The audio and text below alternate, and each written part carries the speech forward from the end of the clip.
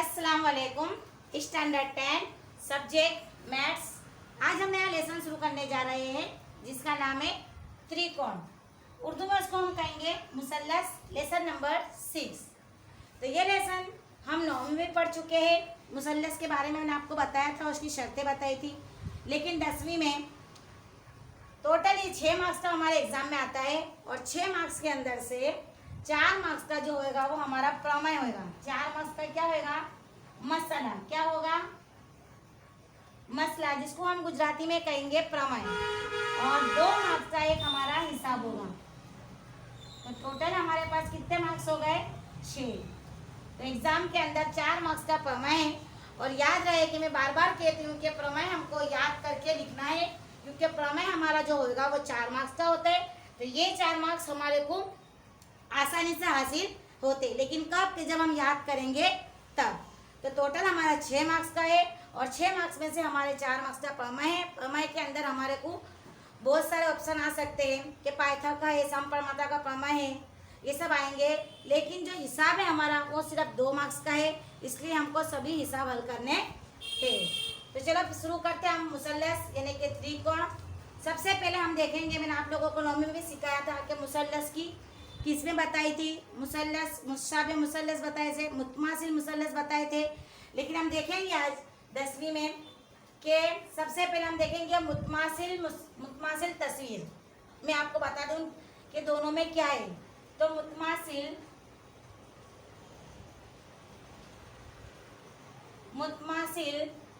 अशकाल, मुतमासिल अशकाल हम लिख लेंगे।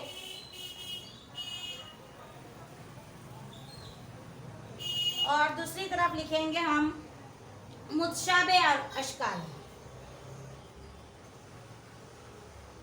मुशाबे अशकाल।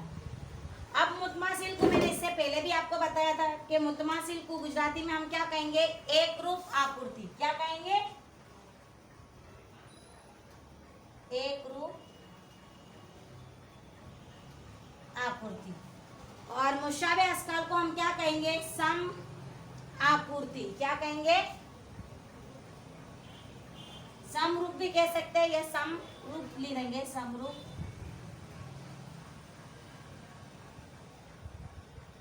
आपूर्ति।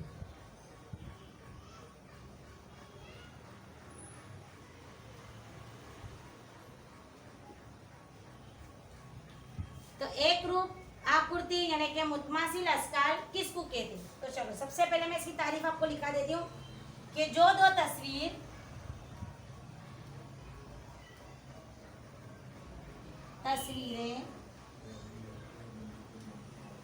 जिसकी अशकाल या फिर जिनकी अशकाल और कद मसावी हो उसे हम क्या कहेंगे? मुतमासिल अशकाल कहते हैं। अब जो 2 तस्वीरें जिनकी अशकाल और कद मसावी हो तो उसे हम क्या कहते हैं? मुतमासिल। फर्ज करो कि मेरे पास मान लो कि मेरे पास दो दायरे हैं।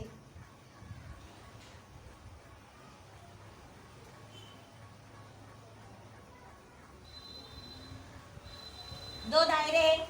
चलो इसका निस्फ कुतर का माप मैं दे देती हूँ 4 सम, और इसका भी मैं दे देती हूँ 4 सम। तो ये देखो, इसका माप भी अशकाल भी दोनों एक है और इसका कद भी एक है, यानी कि इसका माप इधर भी 4 निस्फ कुतर है और इधर भी 4 है। तो ये जो मेरी दोनों अशकाल है, ये कौन सी अशकाल कहलाएगी? मुतमासिल अशकाल कहलाएगी। इसके बाद हम लेंगे कि मेरे पास मान लो कि खत है और ये दूसरा कद है। चलो इसका माप मैं दे देती हूँ 5, तो इसका भी मैं दे देती हूँ 5। तो दोनों कैसी है? अशकाल एक जैसी है, यानी कि इसका कद भी एक है, यानी कि और इस अशकाल भी दिखने में एक जैसी है, तो ये भी एक दूसरे की क्या कहलाएगी, मुतमासिल। अब इसके अलावा मैं लेती हूँ, चलो मुसल्लस ले लेते हैं हम।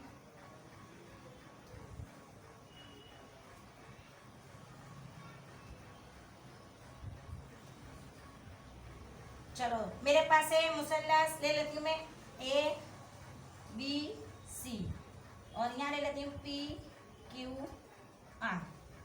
चलो इसका माप मैं दे देती हूँ 5 5 5, यहाँ भी दे देती हूँ 5 5 5। तो ये दोनों मुसल्लस है, तो ये दोनों मुसल्लस मेरे कैसे कहलाएंगे कि इसके दोनों दिखने में भी एक जैसे है, दोनों की अशकाल भी एक जैसी है, और जो दोनों के कद है यानी कि उसका माप भी कैसा है, एक जैसा है।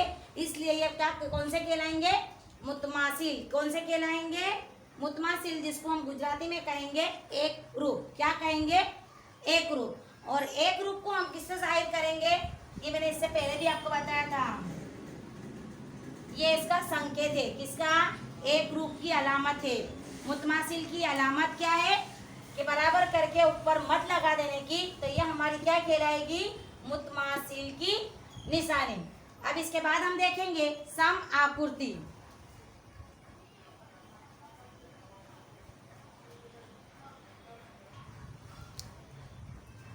समरूप आकृति यानी कि मुसाबे अरकान। तो किसको, उसकी तारीफ हम लिखेंगे सबसे पहले कि ऐसी जो दो तस्वीर जिनकी सिर्फ अशकाल मसावी हो, ऐसी दो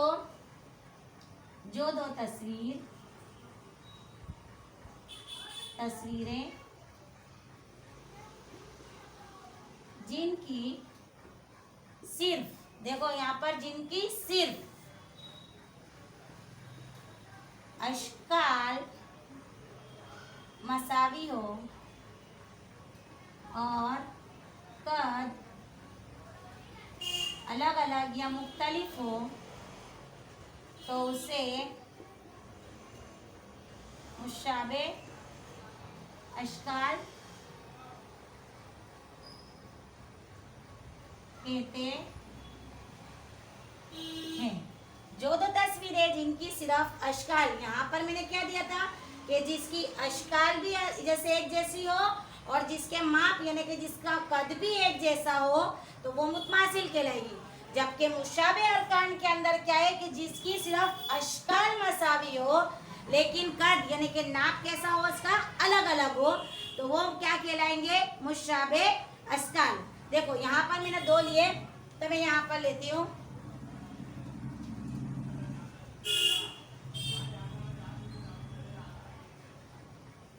इसका माप मैंने दे दूंगी 5 और इसका माप दे दूंगी 3। दोनों दायरे जो है मेरे वो दिखने में कैसे है, एक जैसे है, लेकिन उनका कद जो कैसा है, अलग है। इधर 5 है, इधर 3 है, तो ये दोनों तस्वीर सेम है लेकिन उनका जो कद है वो कैसा है, अलग अलग है। इसलिए ये क्या कहलाएंगे, मुसाबे अशकाल कहलाएगी। दोनों दायरे क्या कहलाएंगे, मुसाबे। अब इसी तरह हमने यहाँ पर भी बनाया था खत। कमान लो कि मेरे पास एक खत है,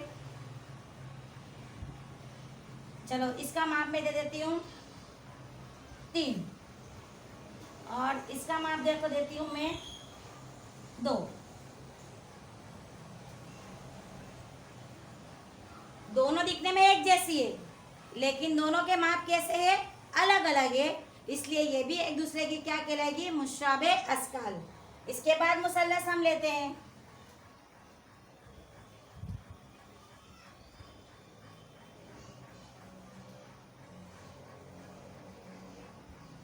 चलो इसका माप दिया A B C P Q R. चलो ए बी का माप मैंने ले लिया 3, इसका माप ले लिया मैंने 4 और इसका माप ले लिया मैंने 6, इसका माप लिया मैंने 2, इसका लिया मैंने 3 और इसका ले लिया मैंने 4। तो ये दोनों कैसे, देखो चलो इसका माप, इसको हम कर देते हैं यहाँ पर 5 कर देते और यहाँ पर हम ले लेते 3। तो ये दोनों भी एक दूसरे के बराबर है लेकिन सबके माप कैसे है, अलग अलग है। दिखने में एक जैसे है लेकिन नाप कैसे है, सबके अलग अलग है, तो ये मुसल्लस भी क्या कहलाएंगे, मुत्साबे अशकाल। तो मुतमासिल अशकाल और मुत्साबे अशकाल ये दोनों आपको समझ। अब हमने मुतमासिल की निशानी देखी, अब मुशाबे की निशानी क्या है हमारे पास, सिर्फ खाली मद।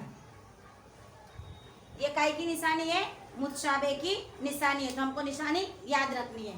तो मुतमासिल अशकाल किसको कहेंगे हम, कि जो दो तस्वीरें जिनकी अशकाल और कद मसावी हो उसे मुतमासिल अशकाल कहते हैं। और मुशाबे अशकाल किसे कहेंगे, कि जो दो तस्वीरें जिनकी सिर्फ अशकाल मसावी हो और कद अलग अलग हो तो उसे मुशाबे अशकाल कहते हैं। अब इसके बाद हम देखेंगे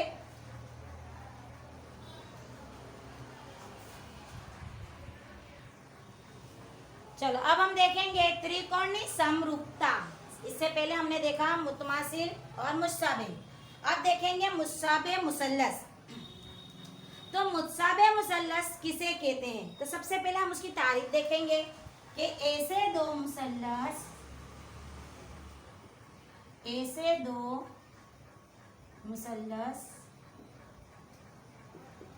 जिनके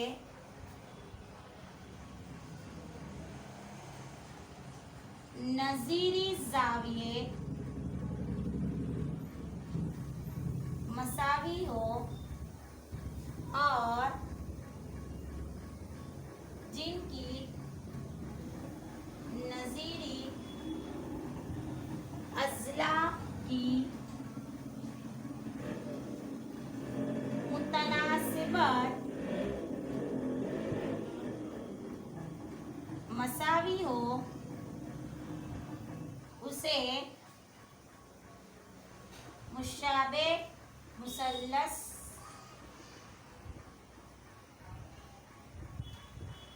कहते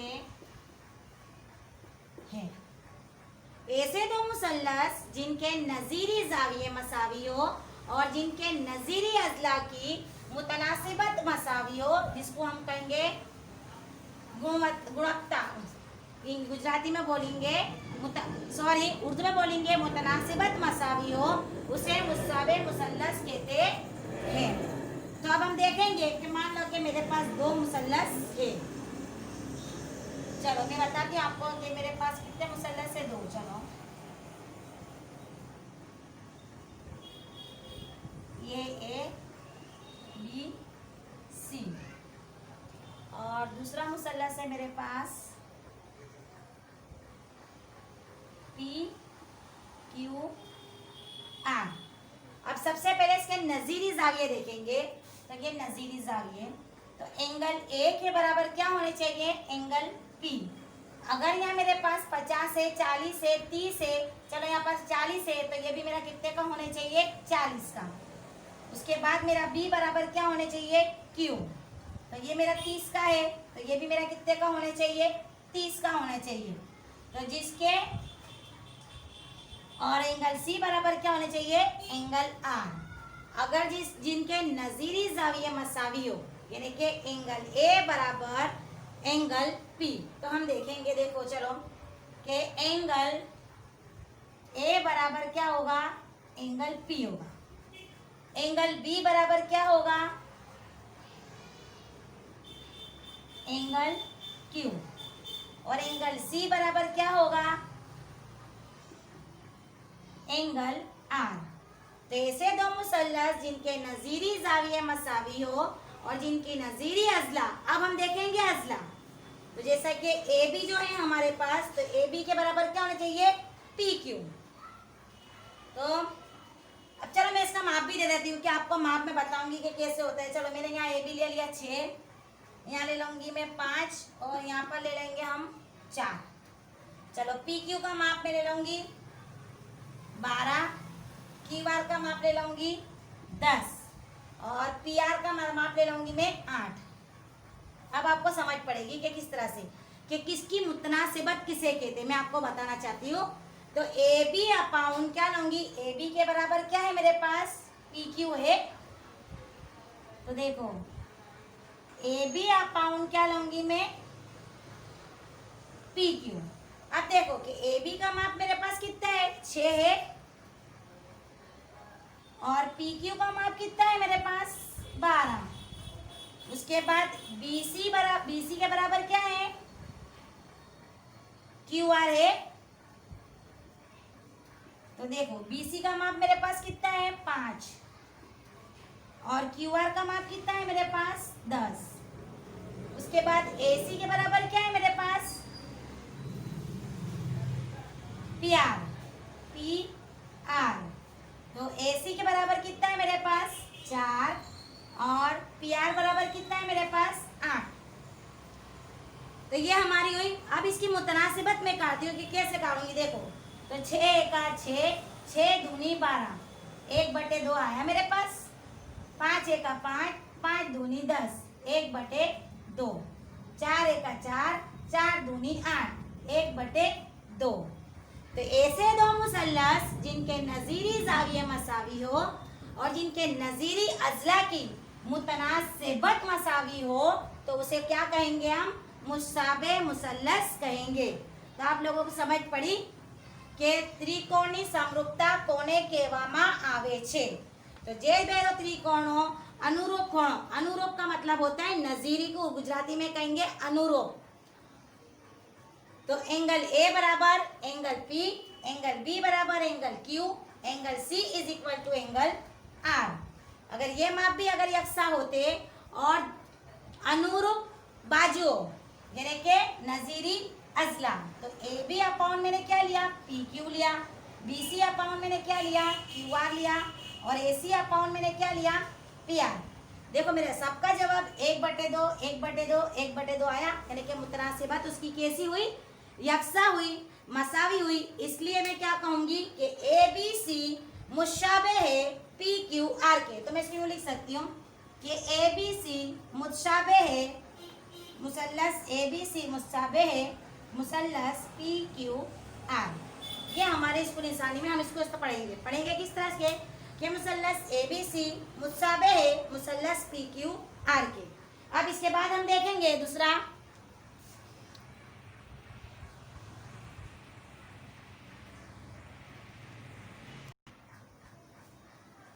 चलो अब इसके बाद हम देखेंगे तीसरा, त्रिकोणीय समप्रमाता यानी कि मुसल्लस की मुतनासिबत किसको कहेंगे। तो इसके हमारे को 5 उसूल है। तो वो 5 उसूल हमको याद होने चाहिए, क्योंकि 5 के उसूल के ऊपर से सबसे पहले तो आपका एक मसला आएगा और इसके बाद हमारे को हिसाब आएंगे वो हल करने के।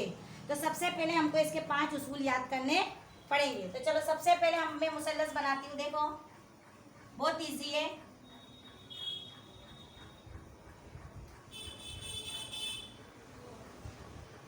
चलो मेरे पास ये मुसल्लस है, मुसल्लस का नाम मैंने दिया ए बी और सी।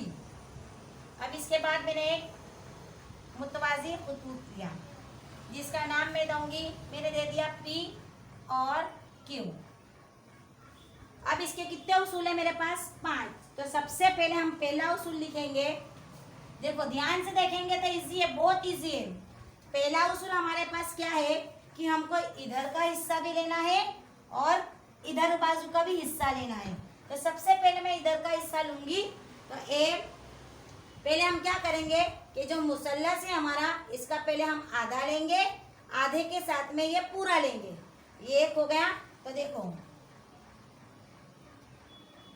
AP अपॉन क्या लूंगी मैं, पहले आधा, पहले से बताती हूँ कि पहले आधा फिर आधा। चलो इस तरह करेंगे कि मेरे पास एक मुसल्लस है, मुसल्लस का किस तरह से उसूल याद करेंगे कि पहले ऊपर का आधा हिस्सा फिर नीचे का आधा हिस्सा। तो AP अपॉन में क्या लूंगी PB,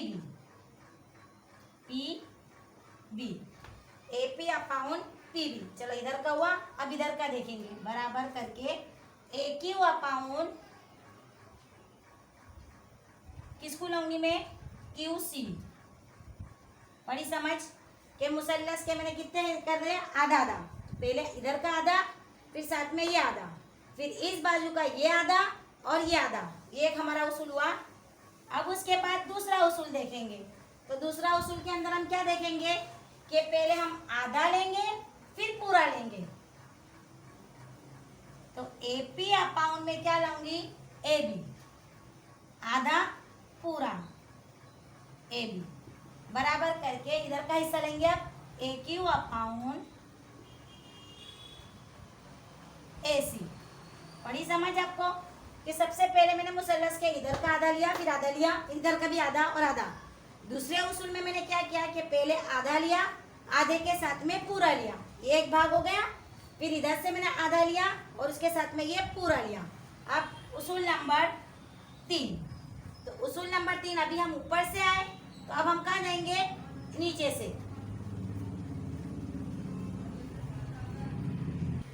अब हम नीचे से जाएंगे, कहां से जाएंगे, नीचे से। तो बीपी अपॉन में क्या लूंगी, देखो बीपी अपॉन क्या लूंगी, बीपी अपॉन एबी। आया याद, नीचे से जाएंगे तो। अब इसके बाद में क्या लूंगी, सी क्यू अपॉन एसी। ये हमारे 3 उसूल हुए। देखो वापस मैं कहती हूँ कि जो पहला उसूल था मैंने वो क्या लिया, पहले आधा करा, फिर इस आधे के साथ में आधा लिया, एक बाजू का हो गया। फिर इसके बाद में भी इधर से आधा लिया, इधर से आधा लिया। उसके बाद मैंने क्या करा कि पहले आधा लिया, फिर साथ में पूरा लिया, फिर इधर से आधा लिया, फिर साथ में पूरा लिया, यानी कि AC AQ अपॉन AC। फिर उसके बाद में कहाँ गई, तीसरे इसमें नीचे से गई तो क्या दिया मैंने, BP अपॉन AB और CQ अपॉन AC। अब हमारा कौन सा नियम आएगा, नियम नंबर 4। तो नियम नंबर 4 जो है हमारा देखेंगे, एक एक हिस्से का लेंगे। तो सबसे पहले हम AP लेंगे, AP अपॉन क्या लूंगी मैं, पूरी बाजू लूंगी, AP अपॉन PB। लेकिन इसके साथ में मैं क्या लूंगी, PQ अपॉन BC। क्या लूंगी मैं, PQ अपॉन BC। ये हो गया। अब मेरे पास आएगा 5वां नियम आएगा। तो 5वें नियम में मैं किसको लूंगी, AQ upon AC, AQ upon AC बराबर करके इसके साथ में भी मैं किसको लूंगी, PQ अपॉन BC।